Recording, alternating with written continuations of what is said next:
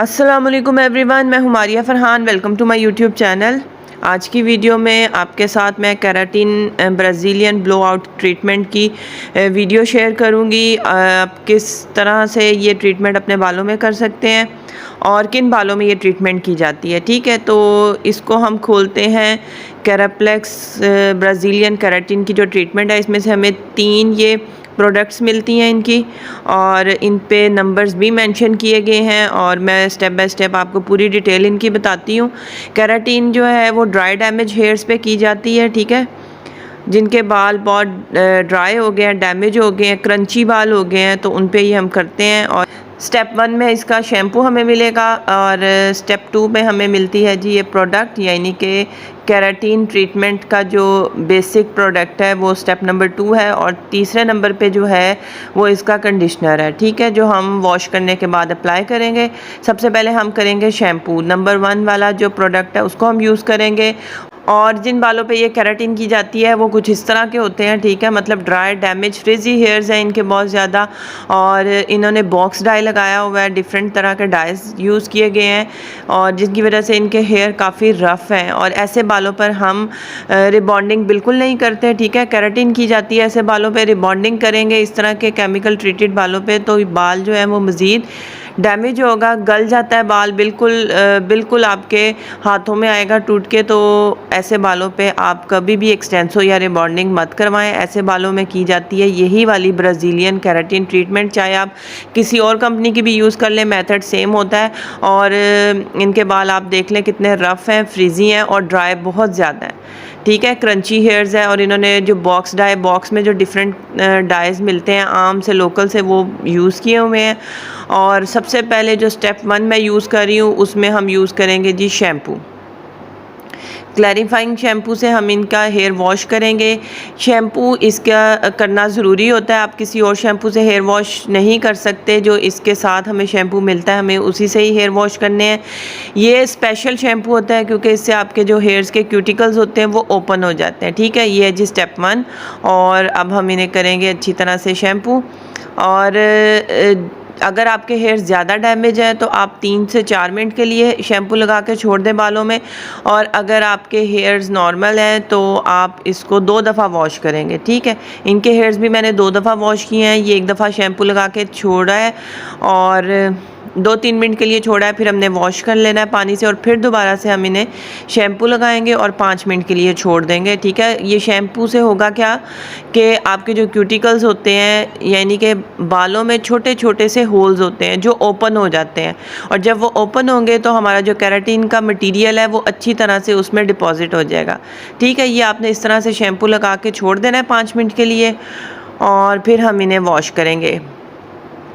چاہے کلائنٹس نے پہلے بھی ہیئر واش کیے ہوں، لیکن ضروری ہے کہ آپ خود سے اس شیمپو سے واش کریں۔ اور کیراٹین میں صرف ہم یہ ایک ہی واش کرتے ہیں، مطلب کہ ایک ہی دفعہ ہمیں واش بیسن پہ لے جا کر اپنے بالوں کو اچھی طرح سے واش کرنا ہے، اور واش کرتے کرتے آپ کو تھوڑے سے ہیئر ڈرائی بھی فیل ہوں گے، کیونکہ جب کیوٹیکلز اوپن ہوتے ہیں تو ہیئرز ڈرائی فیل ہوں گے آپ کو، ٹھیک ہے۔ تو آپ نے اسے گھبرانا نہیں ہے۔ اب میں دوبارہ سے اپلیکیشن کروں گی، ایک واش کر دیا ہے اور دوبارہ سے اپلیکیشن کریں گے شیمپو کی۔ یہ زیادہ جھاگ نہیں بناتا شیمپو، اس لیے تھوڑا سا اس کو زیادہ کوانٹٹی میں ہی لگانا پڑ رہا ہے، اور سارے بالوں پہ اچھی طرح سے لگا کے 5 منٹ کے لیے تقریباً یہ میں نے چھوڑ دیا تھا۔ نیکسٹ ٹائم جو دوسرے سٹیپ میں نے اپلیکیشن کی ہے، مطلب کہ 2 بار میں نے ان کا ہیئر واش کیا، ٹھیک ہے۔ تو پہلی دفعہ جب ہیئر واش کرتے ہیں تو جو ڈسٹ وغیرہ ہوتی ہے وہ سب ریموو ہو جاتی ہے، دوسری دفعہ اس لیے کر رہی ہوں کہ ان کے کیوٹیکلز اچھی طرح اوپن ہو جائیں۔ پھر ہم ان کے بالوں میں سے اچھی طرح سے یہ شیمپو نکال لیں گے،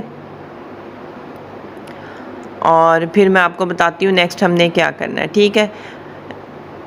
نیکسٹ جی سٹیپ آ گیا ہیئر ڈرائی کرنے کا، اور شیمپو کرنے کے بعد ہم نے 80% ہیئر ڈرائی کرنے ہیں، بالکل 100% ڈرائی نہیں کرنے، کیونکہ اگر پورے بال اچھی طرح سے ڈرائی کر لیں گے تو جو ہمارا مٹیریل ہے پروٹین ٹریٹمنٹ جو ہے سٹیپ نمبر 2، وہ پھر بالوں میں لگانا تھوڑا مشکل ہو جائے گا، ٹھیک ہے۔ یہ سٹیپ نمبر 2 میں یوز کر رہی ہوں، اور 80% آپ نے بال ڈرائی کرنے ہیں، ہلکی سی نمی رہنے دینی ہے بالوں میں، اور جتنا مٹیریل چاہیے اتنا نکالنا ہے، ایک دفعہ ہی زیادہ مٹیریل نہیں نکال لینا، کیونکہ بہت تھوڑی کریم یوز ہوتی ہے، بہت بھر کے آپ نے نہیں لگانی، جس طرح ہم ریبانڈنگ میں بہت زیادہ مٹیریل لگاتے ہیں اس میں ہم نے بالکل اتنی سی کریم لگانی ہے کہ آپ کے بالوں میں جو ایبزارب ہو جائے، ٹھیک ہے، کیونکہ اس کے بعد ہم نے ہیئر واش نہیں کرنے.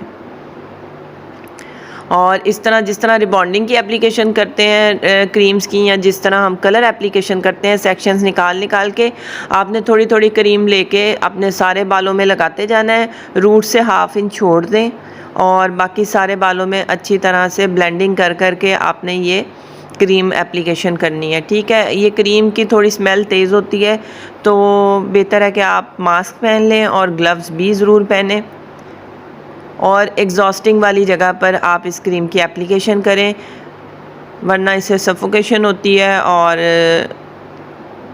سانس لینے میں تھوڑا آپ کو مشکل ہو سکتا ہے. اس لیے آپ ماسک ویئر کر کے خود بھی ماسک پہن لیں، کلائنٹ کو بھی بنا لیں، اور پھر آپ اس کریم کی اپلیکیشن کریں پورے ہیئرز پہ اچھی طرح سے. اور میں پھر کہہ رہی ہوں بہت زیادہ بھر کے نہیں لگانی. میں کوم کے ساتھ اچھی طرح بالوں کو کوم بھی کر رہی ہوں تاکہ جو ایکسٹرا مٹیریل ہے وہ آپ کو نظر آ رہا ہے کریم کا، وہ نکل رہا ہے، مطلب کوم پہ لگ رہا ہے، وہ آپ نے جو ایکسٹرا ہے وہ نکالتے جانا ہے.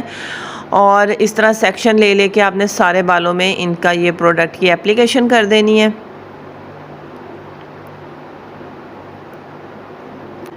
کیونکہ واش نہیں کرنا اس لیے مٹیریل بہت تھوڑا لگتا ہے. اس کو اگر ہم نے واش کرنا ہوتا تو پھر ہم زیادہ مٹیریل لگا لیتے، لیکن اتنی ہی ضرورت ہوتی ہے، بہت کم مقدار میں ہم نے مٹیریل لگانا ہے کیونکہ ہم نے اس کو ڈرائی کرنا ہے. اس کے بعد جتنا زیادہ گیلا ہوگا پھر آپ کو اتنی مشکل ہوگی. اس کے بعد میں نے مٹیریل لگانے کے بعد 1 گھنٹے کے لیے ان کو شاور کیپ دے کے کور کر دیے تھے بال، کیونکہ شاور کیپ سے کیا ہوتا ہے ذرا جو پروسیجر ہے وہ زیادہ اچھے طریقے سے تیزی سے ہو جاتا ہے، اور آپ کو جتنی ہیٹ ملتی ہے کیمیکل کو اتنا زیادہ اچھا رزلٹ آتا ہے، ٹھیک ہے. اگر آپ اے سی میں یہ کام کریں گے تو اس کیمیکل کا جو پروسیجر ہے وہ سلو ہو جاتا ہے.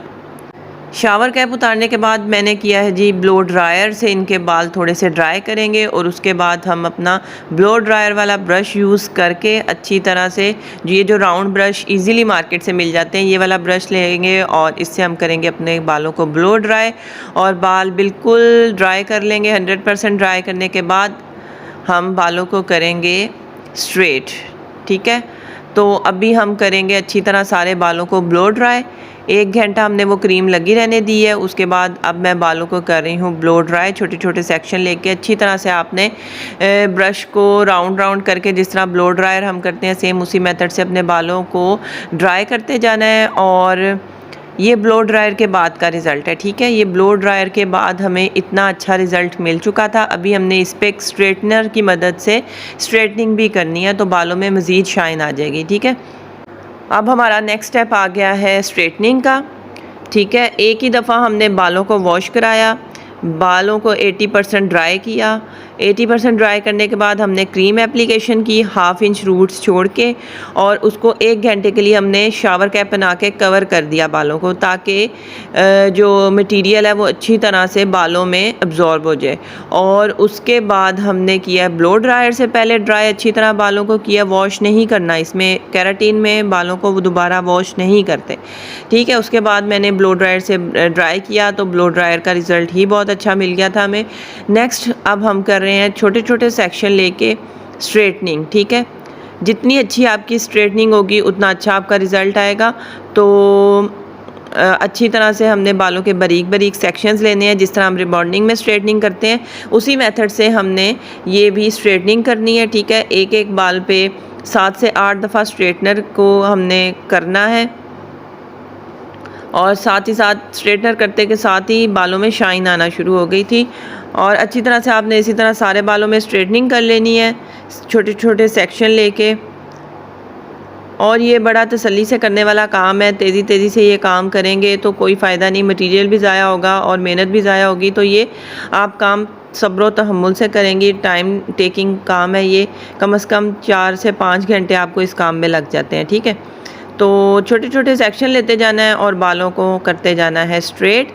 ایک بالوں کی اسٹرپ پہ میں کوئی 8 سے 10 دفعہ اسٹریٹنر کر رہی ہوں. اسٹریٹنر اچھے والا ہونا چاہیے، سیرامک پلیٹس والا اسٹریٹنر ہونا چاہیے. اور جتنا اچھا آپ اسٹریٹ کرو گے آپ کو اتنا اچھا ہی رزلٹ ملے گا.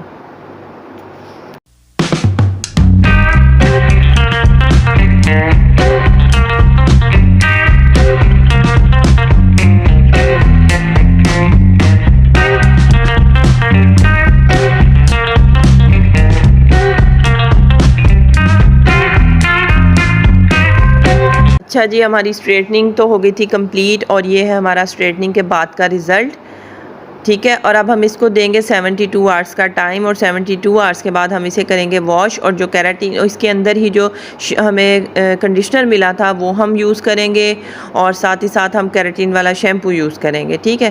اور یہ ان کا فائنل رزلٹ ہے.